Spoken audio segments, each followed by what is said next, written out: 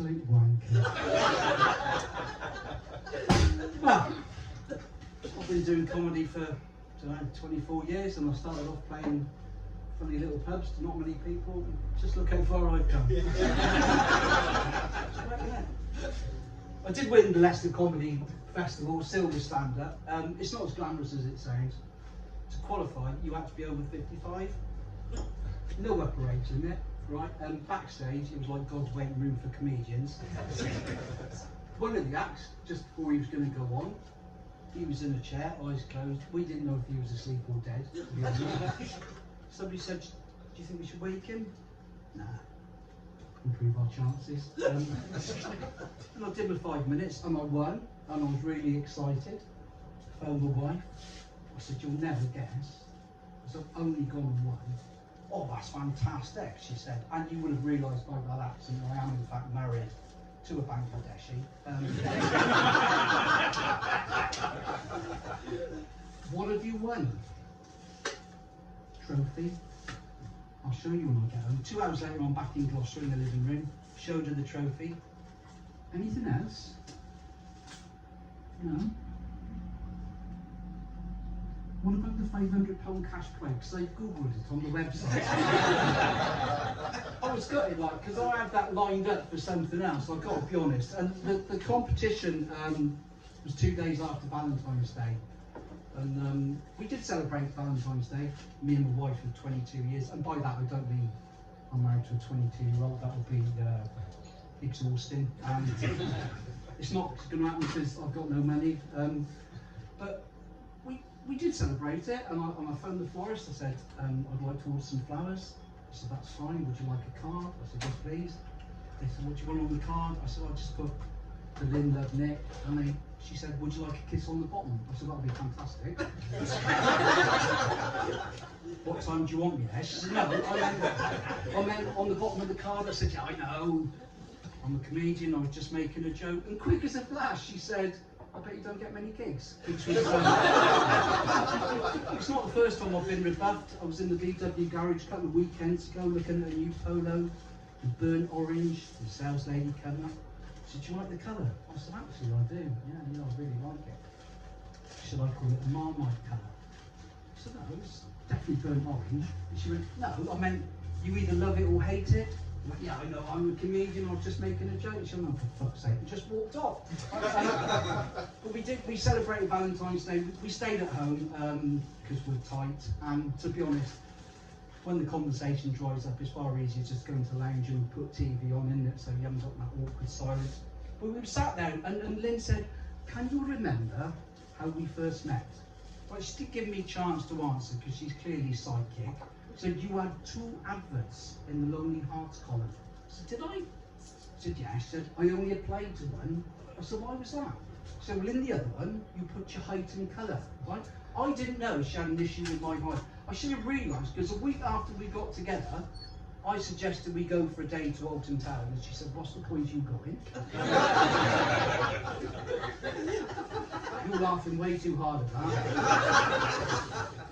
And then when we got married, I came home one day. She said, "Can I ask you something?" I said, "Yeah, what is it?" She said, "How do you feel about only being 9 inches taller than the largest emperor penguin ever recorded?"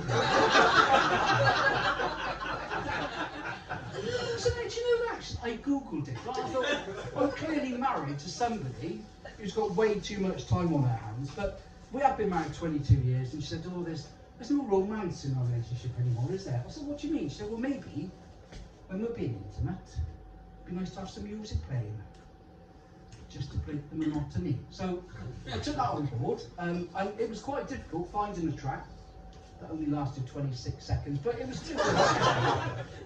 Put the first song on, "Make It With You" by Bread. I thought that was all right, you know, sort of got us in the mood. To be honest, I think my choice of song number 2, the theme from Match of the Day,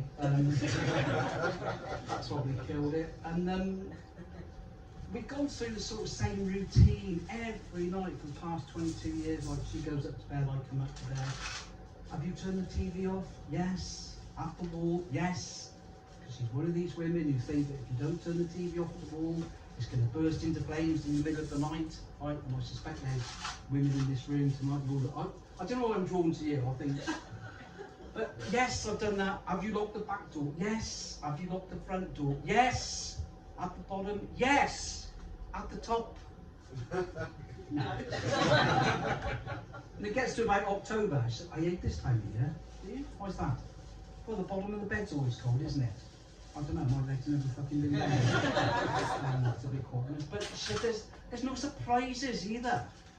So the other night, she was in the bathroom getting ready. I went into the bedroom, turned all the lights off, lit some candles, hid under the bed. And when she came in, I just grabbed her ankles. And apparently that wasn't a surprise she had in mind. I've got to be honest, that joke normally goes down far better.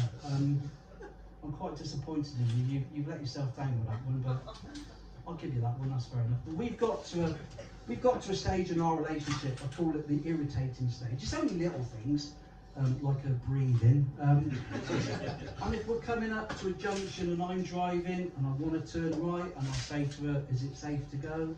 She goes, "Yeah." And as I pull out, and then I'll get, "If you're quick." She hates me. I know she hates me, right? Because I overheard something she said when she had the girls round the other night for book club. Well, I say overheard. I left my iPhone on record. And I say girls, a gaggle of women in their late 50s, just drinking all my wine. And book club is just an opportunity to bitch about all their other friends, really. But I did. I played my phone back, and I heard her say, "Oh God, I hate him. He's like an egg on legs. His body disgusts me now." And that's quite harsh to hear, isn't it? So yeah, I know, shocking. So I joined Slimming World, and I went along because it was only just round the corner from me, local primary school. And I went in. I wasn't the only new person there. There was another lady there who said, "Is your name Nick?" I went, "Yeah." And then she said those 6 words that no bloke really wants to hear. "You don't remember me, do you?" And I'm looking at her thinking, "Oh God, please, no, I haven't." Because my mare really goes tripped in thinking, was she a one-night stand? Not that I'd had many, obviously, being this height and ginger. I had one memorable one, round about 1979. I was in Cheltenham. We went to a nightclub called the Night Owl. And I got off with this girl, and the next day I was talking to my mates, and they went, "Oh Christ, you must have been hammered last night." "Why? Can't you remember?" "Not really." "You're not seeing her again, are you?" "Yeah, I've arranged to sort of see her next Thursday. I'm going to go and pick her up." And I could not remember what she looked like, but I knew where I was going to pick her up. And this was the days before like mobile phones or anything like that. So I'm driving up to this place where I'm going to meet her, and I saw her.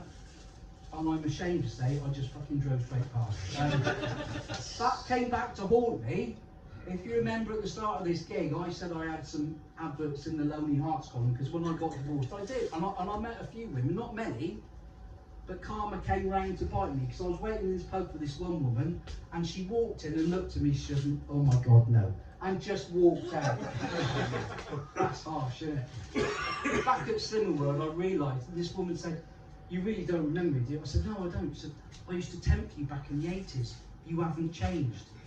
I thought, well, clearly I have, because I put on the equivalent of 20 bags of sugar. That's why I'm here now. And this lady came up and said, "Hi, my name's Chris, I'm your counsellor. Do you want to take a seat?" And I looked down over these 2 little plastic chairs, and I thought, this isn't going to end well. It didn't. One chair broke, and I got wedged in mine. And Chris said, "Right, I'm going to ask you a question. So just say the first thing that comes into your head. Is that all right?" "Yeah, that's fine." "Out of anybody at all, whose body do you most admire?" And I still don't know to this day where it came from. I just said, "Tom Daly." And there was like people lined up, "Oh, he doesn't look queer," which was it's a bit harsh, isn't it? But my wife, she's not a happy woman, to be honest. It was her birthday today, so bought her a spa day. That was wrong, because apparently she hates grocery shopping. That's quite a good joke, isn't it? No, it's all right. Builder man, did you get that joke? She's going to be bitterly disappointed at Christmas. I got her a pamper date. I can't wait for that. We did do dry January this year. We still drank, just no sex. It was sort of drink related because Christmas Day, 4 o'clock, too many red wines, and I fell asleep at the dinner table. She said I was a disgrace. She was humiliated. She felt embarrassed. The other people in the hotel dining room where we were staying thought it was hilarious. But she said, like, do you know what? She said, I know I've said there's no ramblers, and I know I said there's no surprises. But she did surprise me just before Christmas. She said, you have remembered you're picking me up from my work stool tomorrow. Now that did come as a surprise, because she's self-employed and works from home. I said, no, that's fine. So I got to the place at the allocated time. She got in the car, and all I said was, have you had a nice time? Are you saying I'm drunk? Oh, don't start. No, I'm not saying. No, but clearly you've had a drink. And then we had the silence for 5 minutes, and then it was, I don't think you love me. In fact, I don't think you've ever loved me. I said, well, I do, I have. I can't guarantee what's going to happen going forwards, to be honest with you. She said, well, if you love me, you'll prove it right now. I said, well, how am I going to do that? She said, you can make love to me in this car.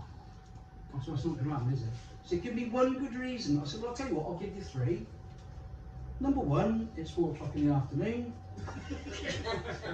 Number 2, we're still outside Wetherspoons. And number 3, we've got your girlfriend Chris in the back of the car. Because we're giving her a lift home. And that's the thing, right? She's got a girlfriend. I've got no problem with that. They go away together. They literally just come back from a cruise to Norway, 7 nights away. No problem with that. I wanted to spend that 500 quid on one night with my girlfriend. The shit I got in.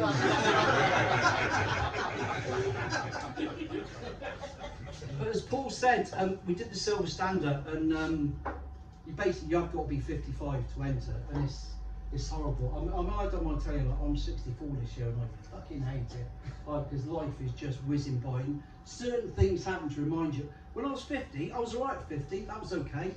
I got all the free life assurances come through the door. I could deal with that. That wasn't a problem. When you get to 60, different story. Funeral plans. That's all I've been bombarded with, right?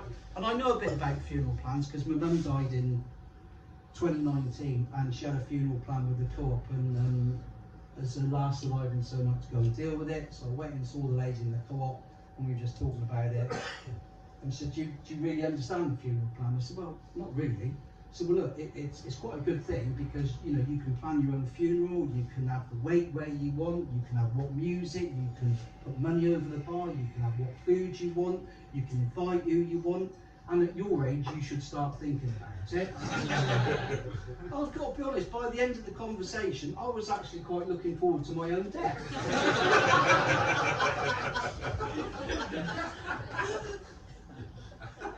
But Mum did die in 2019. She had dementia, and there's probably people in this room who've got families, you know, maybe affected with it, and I'm not for 1 minute making light of it. But she used to say to me, because she never saw me do stand-up, she'd never ever seen me do stand-up. She said, when I die, will you talk about me when I'm gone? I said, well, it's not really appropriate. So will it be a way of keeping my memory alive? So, oh, okay, fair enough. So she was an alcoholic. So I was taken away from her up until I was 3, and then went back to her, and we never bonded. And then around about 1974, she converted to Catholicism. I'm not sure why, but then she wouldn't have a bad word said about the Catholic Church. Now, one of the traits of dementia, if you don't know, is they get very paranoid, they lose things, but they don't lose it, they hide things, and they can't remember where it was. And I went round to see her one Saturday morning. So, Mum, are you all right? Yes. You had your breakfast? Yes. The nuns gave it to me. The nuns? Yeah, the 2 nuns that were sat on my bed when I woke up. There were no nuns. But you can't argue, you just got to go with it. Okay. How do you think they got in? Well, I don't know. They probably came in through the window. Well, that's not as far-fetched as it sounds, because she lived on a ground floor flat. I said, I don't think they did come in through the window. Look, Mum, because the window's locked. How else do you think they got in? I've got no idea. You know those keys you keep losing? She said, yes. I said, you don't think the nuns stole them by any chance, do you? And she just said, the thieving bitches. But another trait of dementia people, the people who suffer with dementia is they can wander, and like Mum wandered on 3 occasions, and on 2 occasions she was found luckily. On the 3rd, she went and her neighbours didn't get her in, and I got a phone call to say, your mum's gone and we don't know where she is. I was at a party, phoned the police, told them what had happened. I went out looking, the police went out looking. About 20 minutes later they phoned me saying that we have found her. She's in Gloucester Hospital. So I went to see her and she didn't have a clue what was going on. She was like, oh, they've got it all wrong. No, I'm fine, I don't know. Because I've just been to school. No, you haven't, have you? No. And she didn't know what was going on. And basically, she never came out after that. And when the police get involved, they assign a safeguarding officer to somebody. So I got a phone call to say, hi, I can't remember his name, but I'm PC so-and-so. I've been assigned as a safeguarding officer. Can I meet you at Gloucester? I need to come and see your mum. Yeah, that's fine.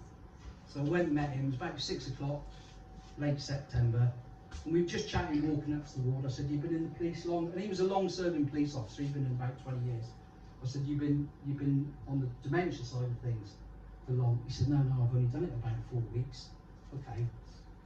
Word of advice, whatever she says, don't believe a fucking word of it. So we got into the ward and it's full. There's about 8 beds and there's families going in and they're all chatting and it's all really nice. And Mum's led down. I said, hi Mum, this is PC, whatever his name is. And she said, well, have you come to arrest me? And he's like, no, Gene, I haven't come to arrest you. Well, have you come to arrest him? No, I'm not. No, why would I arrest Nick? He's only just been let out of jail. And this policeman looked at me and he's like, have you got to know? What did I tell you? And then she said, because of course he murdered his brother, right? And by now, the level in the room had dropped, people were listening. I said, no, Tim died, didn't he, in 2009 of ischemic heart disease, can you remember? No, you would say that, wouldn't you, after you killed him? We had about 5 minutes of silence, and then she just blurted out as loud as she could. And of course he made me have sex with him before we were married. Like, yeah. This woman in this other bed went, that is disgusting. It didn't happen, did it? I said, come on, we got to go, so I can't deal with any more of this. And just as we were walking out, under her breath, and I don't know to this day whether she knew what she was saying, she said, it's that poor dog I feel sorry for. And we got outside, and the policeman said, have you got a dog? Well, yeah. Oh, so that bit's true then. We have got a dog. We've got an Irish bastard. Terrier, sorry. No, he's all right. He's 4, and he's great. He's been to Crufts twice, like, so we're really proud we show him. We don't take him to those, silly little shows, the fun shows. People enter their dogs in. And if you're one of those people and you've entered your dog and he wins like the waggiest tail in the show, or the happiest dog in the show, he's shit. It basically means they can't think of anything else they can possibly give him. That's the crappiest thing. But he's quite aggressive. He's got a severe attitude, and we quite like watching all the dog programs. The Paul O'Grady for the Love of Dogs, where Paul goes in, has a look at all these dogs, pretend he likes them, then doesn't take fucking any of them home. But our favourite programme is Graham Hall, Dogs Behaving Very Badly. I don't know if you watched that, which is basically a programme about a northern bloke, big tall bloke, turns up jeans, cravat, and he deals with fucking idiot owners, basically. That's what happens, he puts them right. And I thought, actually, it'd probably be worth seeing if he could do something with our dog. And I looked on his website, £875 for a session. I thought that was ridiculous. And I was talking to my mate about it. And he said, well, if you let me have your dog for an hour, give me 50 quid, I reckon I can work out what's wrong with him. Can you? He went, yeah. I said, all right, fair enough. So we had him for an hour, came back, he said, well, I've had him for an hour, I've seen how he's behaved, and I know exactly what he needs. But can you give me the 50 quid? Yeah, it's a 50 quid. What does he need? He said, just a good old kick in the bollocks. Yeah, it's just, I had a week on my own with him last week, because my wife, she was actually on a cruise, so it was just me and the boy. And he was fine most of the week, but he got bored on the Wednesday. And he's been as good as gold all the time. Then went out Wednesday morning and he ripped everything out of the recycling bin. Plastic, there was plastic all over the garden. Oh, for fuck's sake, why have you done that? Thursday night, about 10:30, I just opened the curtains, going to let him out for a wee, and he was going mental. Literally screaming like a banshee, trying to get through the patio doors. And I knew what was going to go on. I had to open the door, otherwise he would have gone through the door, straight down the bottom of the garden, and there was a hedgehog. Right? And he was going mental at this hedgehog. Absolutely barking his head off, screaming. I tried to pull him off, he was trying to bite me, everything. I couldn't get him off. I went and I got the torch. I got this torch, really strong torch, shining the torch in his eyes, nothing. The torch has got a strobe effect on it. I thought, that'll fucking sort him out. Put the strobe on, and it is going like 19 to the dozen, nothing, right? I sort of saw the neighbour watching out the window. I knew that. What I didn't realise was he suffered with epilepsy. And that was a very embarrassing conversation with the paramedics to explain that his fit was basically brought on by a hedgehog. But I was a bit wary about having a dog, because the one thing I wasn't really looking forward to was picking up his crap. Because when I grew up in the 60s, we didn't have to worry about that. Like, dog's diet was different. They ate different, they had a lot more calcium-based stuff, and so their shit just turned white. That's where white dog shit come, and you just kick it and it would just turn into dust. And I thought, how weird must it have been for that first dog to have experienced its owner picking up its poo? And I'd like to reenact that scene for you tonight.